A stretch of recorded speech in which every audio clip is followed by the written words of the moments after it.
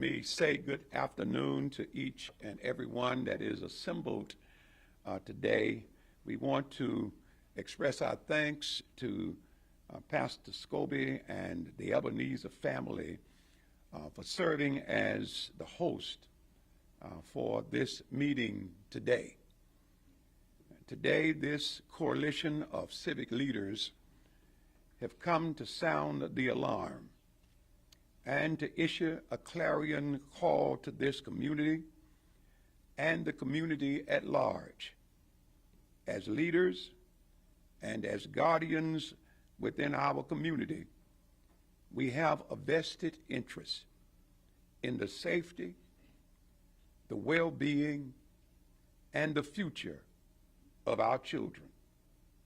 Our children are our most prized possession, and their preservation should never be secondary, but it should always be primary.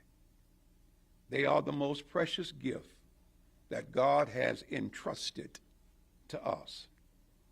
Their lives are invaluable, and it is our collective responsibility to protect them from the growing dangers that threaten their innocence, their development, and their right to the simple pleasures of everyday living. In recent weeks, we have witnessed a troubling trend and a troubling rise in gang violence and gang activity around and about us, perpetrating itself on our streets and in our communities and neighborhoods, jeopardizing the safety of our young ones. These threats are not just distant news that we hear from around the country, but they are operating in real time in our own neighborhoods and in our community. They are real, and they are present dangers that are sending shock waves through the streets of our neighborhoods. Such senseless mayhem will continue to perpetrate itself and have a tragic consequence if we leave it unaddressed. As Dr. King so ably stated so many decades ago now, all evil needs is for good people to remain docile and to do nothing. Every child deserves a safe environment to learn in and to grow in and to thrive in, free from fear and free from harm. Today, the Coalition of Civic Leaders comes today calling upon all parents, grandparents, guardians, and extended family members to actively participate in safeguarding our children. This includes diligently managing and monitoring their whereabouts, maintaining open communication with them, and setting clear boundaries for their lives. We strongly encourage families to establish a curfew of 10 p.m., in by 10, recognizing that evening and early morning hours are the critical times when children are most vulnerable to negative influences and potential dangers. This is a shared responsibility.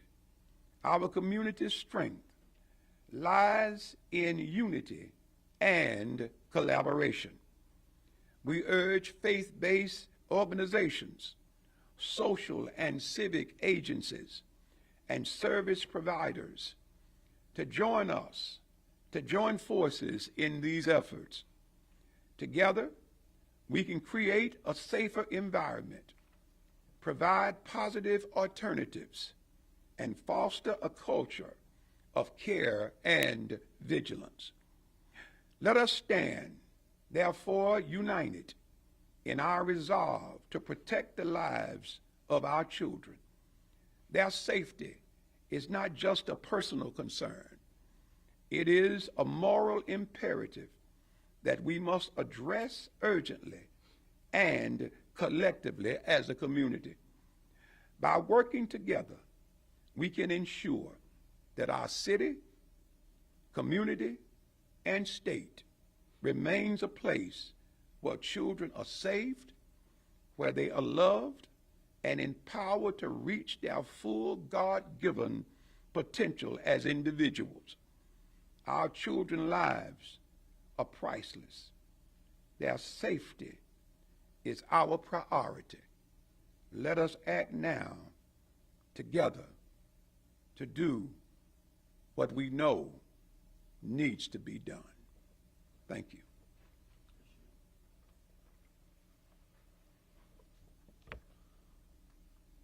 Thank you, Dr. Jemison, for all that you have shared. I stand here today really wearing two different hats. Wearing two hats, but unfortunately, I see the same tragic outcomes from different vantage points.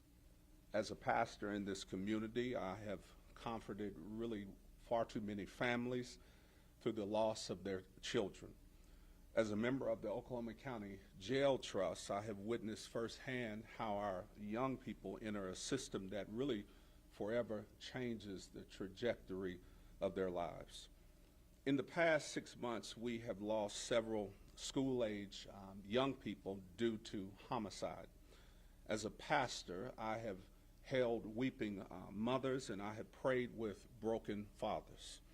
As an Oklahoma County Jail Trust member, I have reviewed booking reports and incident data that tell really the statistical story behind these tragedies.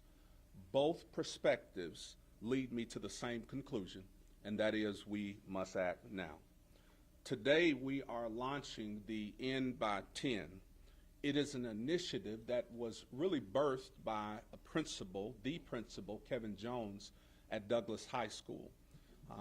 He reached out to me and asked if I would really help lead this initiative, and then in turn I reached out to Dr. Jemison, and then we are here today. This initiative, it really addresses this crisis that we have both from really a spiritual and a practical standpoint. For the next, we've been saying 2 months, but for the next 90 days, 3 months, we are asking every parent, every grandparent, every guardian to ensure that their children are home by 10 p.m. From the pulpit, I have continued to preach about being our brother's keeper, about the biblical mandate to protect the vulnerable and guard what God has entrusted us with. The scripture in Proverbs 27:14 says to know well the condition of your flocks. Our children are our flock, and really we must know the danger that lurks in the darkness around them. In the words of the late Dr. John A. Reed Jr., he would often say that whatever concerns my people, he would say concerns me. So really we want to appropriate that for ourselves. From the Oklahoma County Jail Trust vantage point, I know that a lot of these children, they really come into the Berry House, as we call it, and some of them, even 18 years old, they're still children, 19 years old. They come into the Oklahoma County Jail. They come in the wee hours of the night. They come after 10 p.m., before 6 a.m. And really every young person that we process through our system, it represents a family that's in crisis and a future that is potentially derailed.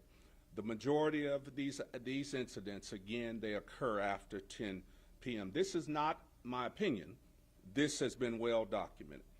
End by 10, in the words of Mr. Kevin Jones, means no late night trips to Bricktown, no evening movies that extend past 10 p.m., no house parties, no kickbacks, as the young people say, no casual gatherings that continue into the dangerous hours. As a pastor, I know that some would say that this is too restrictive, but I remind you that the same God who has given us freedom also gave us wisdom.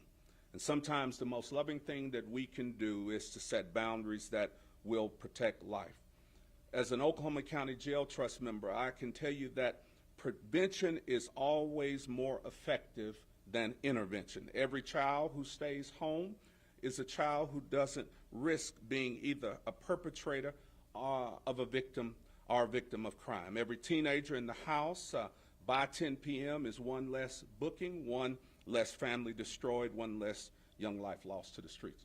We know that we care about all these children. We do. But we know that there are some children out there who are trying to kill concrete and burn water, meaning that they are so far out there that their parents, grandparents, guardians are not going to be able to get them to come in.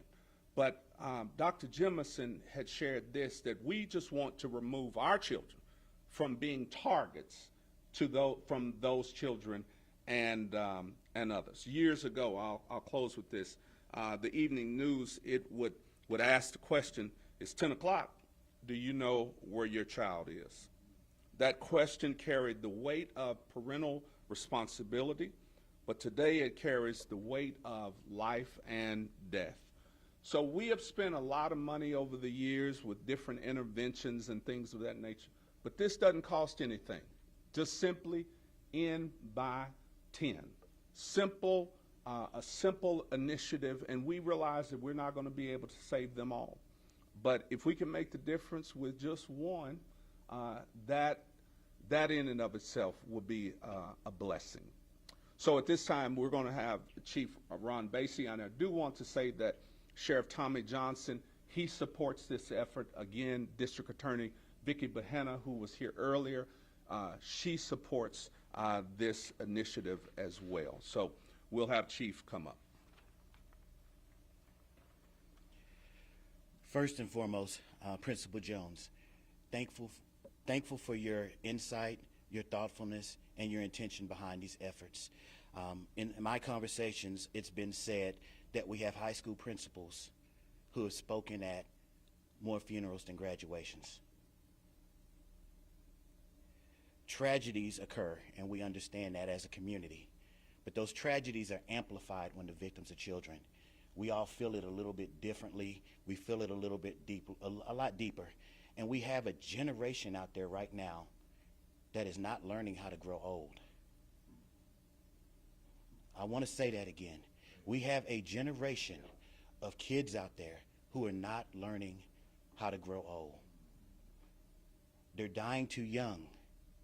They're making mistakes that cost them their freedom. And those mistakes and those lost lives have impacts in their ecosystems, their families, their friends, their classmates. It amplifies, but it's avoidable. Several times I've stepped up to a podium or a microphone and I said it takes a village, and we're part of the village. But I've also wanted and prayed for the actual village, the other part of that village, to come together as well and help us with this epidemic. We have to save the lives of our children. And it's a simple ask. End before 10. We know that after a certain hour, bad things have the likelihood of occurring. The likelihood increases the later it gets. It's just a simple request. Let's get our kids at home where they're safe. As Pastor Jemison said, let's know where they are, who they're with. Let's be very intentional about that open communication. Use your tracking apps, whatever they may be, but let's make sure we know where they are, and let's make sure that we cut down on the senseless death that's plaguing our community. And I'll be brief with my words because this is a community event, and when the community stands up and when we're all on the same team, we can really be impactful. And so I'll pass the rest of my time so that you can hear from the community, because it's long overdue, well needed, and very appreciated.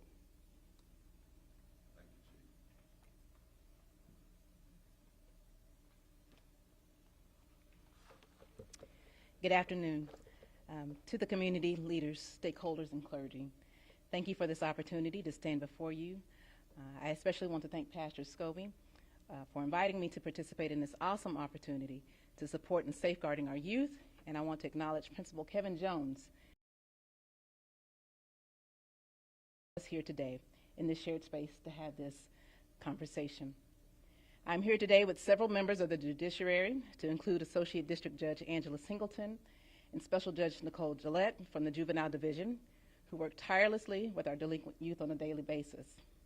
District Judge Anthony Bonner and Special Judge Jason Glidewell from the Criminal Division are also present with us today.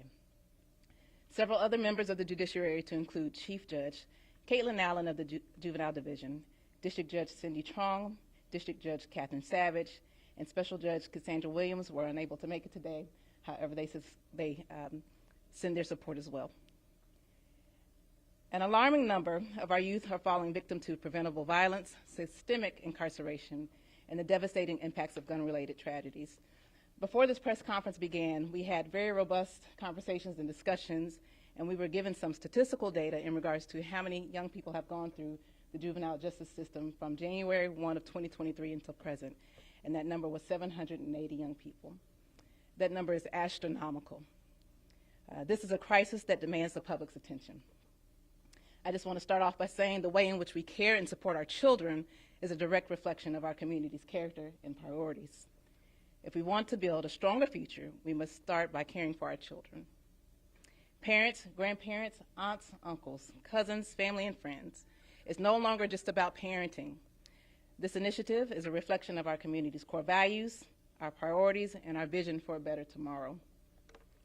Please know, I don't speak on behalf of the judiciary, but for those of us who are here today, we support you and we encourage you, for a community truly reveals its heart in how it treats its neighbors and its children. Again, I thank you for this opportunity to come to the table and engage in meaningful and solution-focused discussions.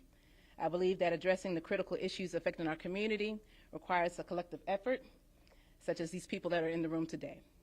And I'm honored to be a part of that process, and I'm committed to working together toward real, long-lasting solutions.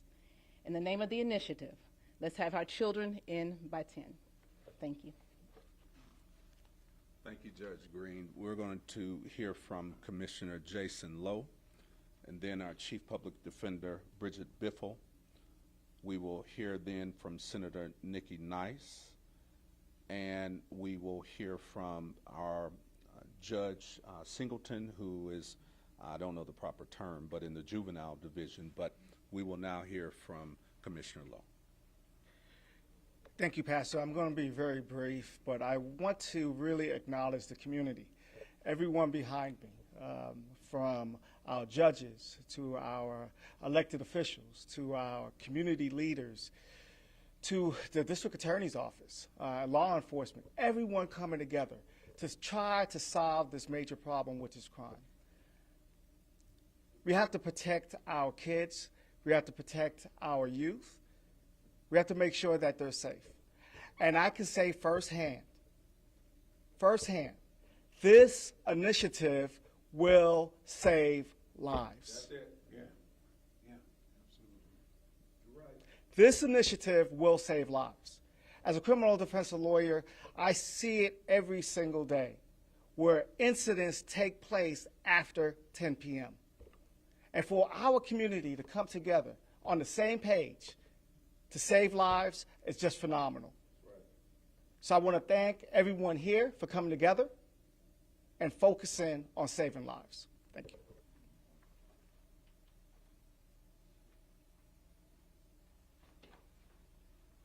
I sincerely appreciate this call to action. We are seeing more individuals go into the criminal justice division at a younger age. And we know that once people go into the criminal justice system, a lot of times they spend their lives there.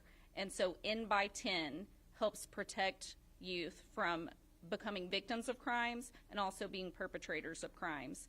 And so I appreciate the community support and supporting N by 10. Sorry, what was your name? Sorry. Chief Public Defender Bridget Biffle. Good afternoon. My name is Senator Nikki Nice, and I represent our northeast quadrant of our community and going to some of our northwest side as well as our east part of our city and county. I want to also express my gratitude to Principal Jones. I attended Northeast High School with Principal Jones, so to see him in this light, being able to serve our students and stay in our community, I'm very grateful for his leadership. As a student growing up in this community, I was one of those kids who saw on the TV, where are your children? Do you know where your children are?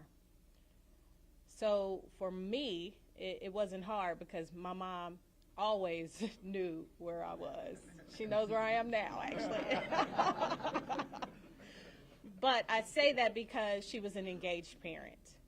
And while we know the trials of what's happening across the country with our parents trying to raise children, grandparents trying to raise children, and children trying to raise each other, we as a community must stand up. Whether that be, I heard that was going to be my words, it takes a village, but we have to understand and show what that village looks like. It looks like going block by block. It looks like understanding who your next door neighbors are. It looks like understanding who those teens are. It looks like reaching out to those pastors who are in this room, as well as all of those who have a hand in wanting to support this effort, to say, hey, I have a kid who needs some help. Can you help me? These kids are precious to our communities, and we need them to be able to live full lives so they can give back to our community and be in this space to continue to speak on why we need to invest in our youth. And I want to say this, gun violence is a public health crisis, and it impacts our community the most. And I urge our communities, I urge our city, which I know we'll be continuing to work with our council member as well as the rest of our city on, is how do we ensure access for kids for our community spaces? We close them early. That means our kids have nowhere to go. And an idle mind is the devil's workshop. And we need places for our kids to be. We also need to ensure that they have the resources that they need to thrive. So as school begins, we don't want to hear about another young person losing their life over a senseless act. So End Before 10 is the motto, and I hope all of our community will continue to speak to the power of what End Before 10 can bring. Thank you. Thank you, Senator Nice. I want Judge Singleton with the Juvenile Bureau to be the final voice before you all ask any questions, because these children are coming before her bench, so she sees it firsthand in a little bit different way than we do. But I would be remiss if I did not ask our Ward 7 council person and person of Kamal Pennington to come and share before Judge Singleton comes. Well, thank you so much for the opportunity to be here and speak on this important issue. I think what I just want to, again, reiterate is that every single child's life matters. Every single child's life in our community matters. And so this initiative is just an opportunity for us to take full responsibility, not only for the children in our community, but to encourage everyone everywhere to value the lives of the children in our community. And so I stand in solidarity and in support with our police chief and look forward to finding more ways that we can ensure that our streets are safe by making sure that we as a city treat them with respect and dignity that they deserve, that our justice system is fair to all people, especially the children in our community as well. So I'm grateful for the opportunity to be here, look forward to working with our elected officials to further improve the lives of young people in our community. So thank you.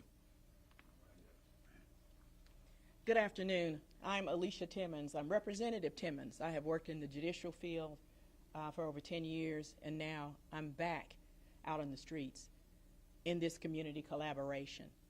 And so I want you to know that I'm available also, and that I stand with the shoulders and the wheels and whatever it takes to get our kids in by 10 so that they'll be safe and ready for the next generation and the next future. Thank you. Hi, I'm Angela Singleton. I'm the Associate District Judge here in Oklahoma County. I do work at the Juvenile Division. I just want to share that I see these families on a daily basis. I see families broken, scared, kids scared, having to overcome these crises. And if we can stop that before it starts, then that would be an amazing asset for our community. And I was able to share with this group earlier that the kids that I see successful are the ones that have community, the ones that have mom and dad there to support, ones that have friends that support, uncles, aunts, grandparents. They're the ones that are successful and can move on. So please, please join us in supporting our families, supporting our kids, loving our young people, and getting them in by 10. Thank you. Judge, would you share some of those statistics that the director shared? She's not here, right? Juvenile director. Okay. Yeah. Some of those statistics. Yeah, so over the past 2.5 years, over 700 of our young people have come into the detention center between the hours of 6 p.m. and 8 a.m. And 37% of our young people that enter into the detention center come in after midnight. So we know what's happening. We know that they're lost out there and they're getting picked. If we can stop that by getting them in by 10, then we can stop a lot of things. I think as a community, we are done with our young people having to hug mom and dad with their hands in handcuffs and shackles. Get them in by 10, love them, support them, and let's take care of our community. Thank you. Thank you so much. Are there any questions from you, the media, for any of our speakers? What does success look like, and what are some of the metrics that you're going to be trying to identify in the weeks ahead? I like it. Go ahead. If we can save one life, it has been a success.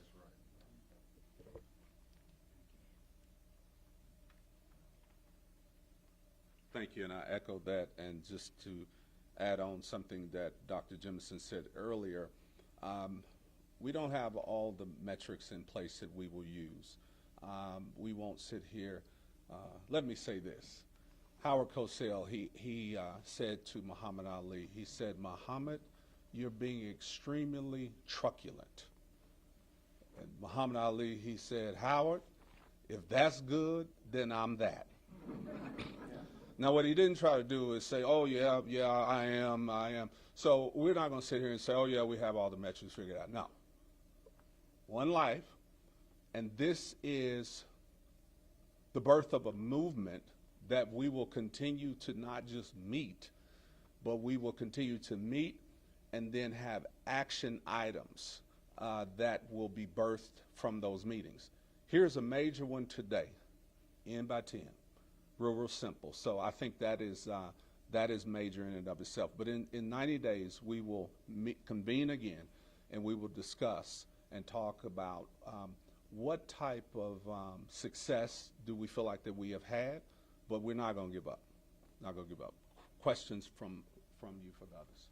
What would y'all say to the person that said, just get the guns out their hands? Well, we would say we have a one-point sermon today, and that is N by 10, because we cannot go and force these kids take guns out of their hands. I mean, we don't know where they are.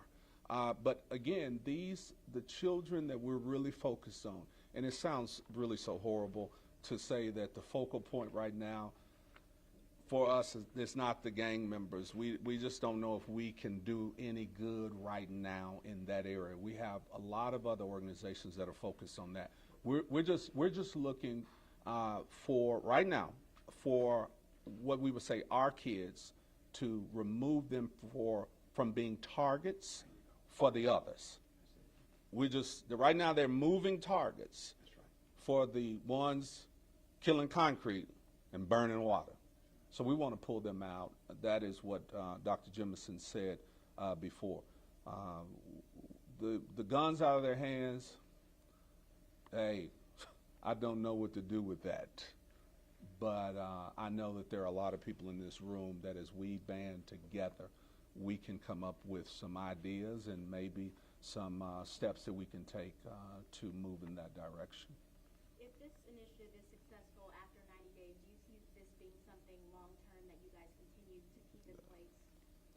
Absolutely. I mean, it was in by 10 back in the 80s before you were born. And things were not as bad as they are now. So really, it almost should be in by 9 or 8. By dark, you know, street lights, you know.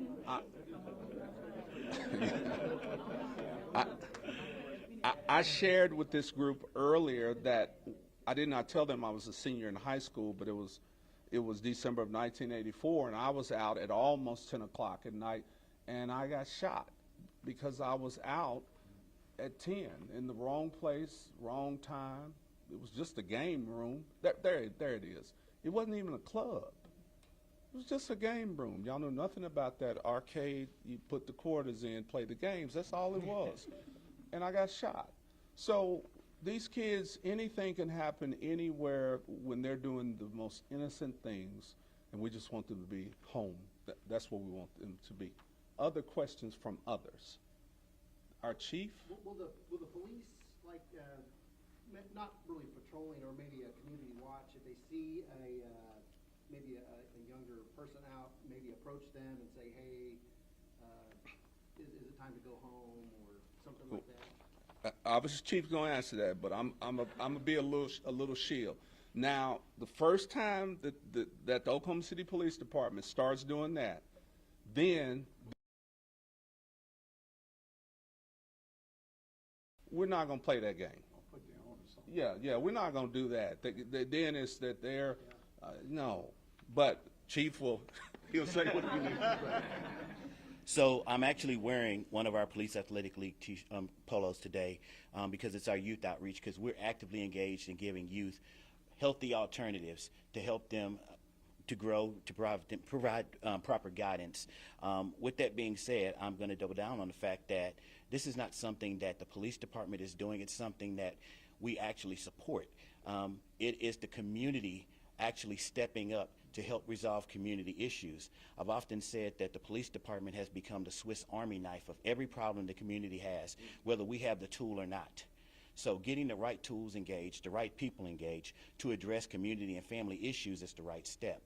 We do have those things in place. We have a curfew violation in Bricktown, which is 9 o'clock, because we saw that there were spikes in violence when young people gathered after that time.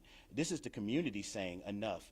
This is where we draw the line, in by 10, and so we've been doing. This is a community effort. We support it. You might hear an officer say in by 10, but because it's just actually our belief in the fact that bad things happen to kids who should have really successful and long lives, and they're cut short tragically. I have another question. Would you guys hope to collaborate with school districts? So for students that don't have parents that are maybe present in their lives and can have that speaking into them to tell them, hey, come in, teachers in the classroom, people, assistant principals that are saying, hey, make sure you stay inside. Would that be something that you guys would want to branch out to as well as to work with school districts? So we actually do work with school districts now through all of our youth outreach programs. Of course, school resource officers are in some of the schools, our FAC unit and all of their programs. I mean, we just have so many different outreach programs. We have a chess club, we have a drone club, a young youth business academy. We're part of trying to provide those healthy alternatives so that they can grow and become productive adults. We have a generation of children that won't know what it's like to be a homeowner, won't get to vote, won't become parents, because their lives are cut short by going down the wrong road. We're one of those road signs that, along with schools and the people you see standing here with you, that are trying to keep them on that right path. I'm going to quote my father. Years ago, he told me, the road to the map to a successful life is to turn right and go straight. So we're all on board with that. Let me say this, Dr. Jamie Polk, the superintendent of Oklahoma City Public Schools, she is in full support of this initiative. However, she understands that the district, they have no teeth as it relates to this initiative, but she is in full support of the initiative, and she's very proud of Principal Kevin Jones of Douglas High School for really helping to launch this. But this is not just about Douglas. This is about the entire county of Oklahoma, all children, because these things are impacting children all over Oklahoma County. This is a question for the legislators, council members, commissioners that are here. The venues that exist within Oklahoma County have sometimes been problematic. In the fall of last year, there was in southwest Oklahoma City a big incident that happened at a venue that anyone can rent out and can use for whatever purpose. In March of this year, there was a shooting in northwest Oklahoma City near northwest end of MacArthur at an after-hours club that was not 21 and up, and that stays open past the typical closing time of most other established or known nightclubs or after-hours clubs. And it was kind of noted that there's some regulatory gaps with oversight for those types of businesses, those types of venues that teens and young people can access during these hours that these incidents happen. As legislators, council members, commissioners, are there conversations to be had about tightening or restricting how those types of businesses can operate? I guess I'll take some of this question. And we'll also allow our city council person to address some of the local issues. But from hearing what has happened thus far, it sounds like we have to go after those enablers first. The people, the adults who either rent the venue or the adults who allow the venue to be rented for these efforts of young people being able to gather and do the things that may be illegal or things that are not of age consent. So that, in my opinion, first has to happen. I think there are also some ways that when I was in the council, we started talking about nuisance abatement. So if you have repeat facilities and or venues that continue to violate, then there are ways and opportunities to take the authority to shut them down and or ensure that they are unable to operate. Now, I will say, as we know, government is slow, even local government, so there has to be some more ways to ensure that it happens a lot faster as far as that process is concerned. And as far as, for me, still understanding what that may look like from a legislative process, I am happy to do whatever needs to be done to ensure that the safety of our children comes first before the dollars of an enabler who allows for this activity to happen and lives being lost that should not be. I'll just say that, again, I think you're right to point out that there are some gaps, and as as Senator Nice shared, I think there's some legislative opportunities. So I think the best thing for us to do is come together as a group of elected officials that serve this community and determine where those gaps are and where there are spaces for the council to take action with ordinances versus state statute, that we come together and unify in those efforts. So look forward to getting together with my colleagues that serve this community so that we can find those solutions. And as your state representative, when I was in the DA's office, we worked closely with the city, and also as an assistant district attorney, I prosecuted a few of those cases where we had repeated instances of people breaking the law or a pattern of conduct that was allowed that was dangerous to the public. So those avenues are already there, but we just have to work cooperatively. And then pinpoint who's doing it, how many occurrences are there, and then take action through the city attorney's office or the DA's office to make them declared nuisances, first through the city council, and then by bringing action against them to shut them down. So there are options there. Thank you. Any other questions? What's going to be absolutely heartbreaking to family members, community members, is when it's impressed upon your heart to reach out to a child, a young person, a teenager, with just simply this, even if you want to use it as humor because you're uncomfortable in saying it, but just a simple text or a phone call of, boy, you need to go home.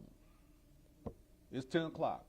You need to go home. Just a simple, hey, in by 10, maybe to reach out to your sister, your grandmother, to say, hey, did you ask John to make sure he's at home at 10 o'clock, by 10 o'clock? And you don't do that. To him who knows to do right and does it not, to him is pain. The scripture says sin, but to him, her is pain. And what it's going to be very painful when you have heard us push this initiative and you don't do anything and something happens on the other side of 10 o'clock. So this is a clarion call to our community to help us help you end by 10. Thank you.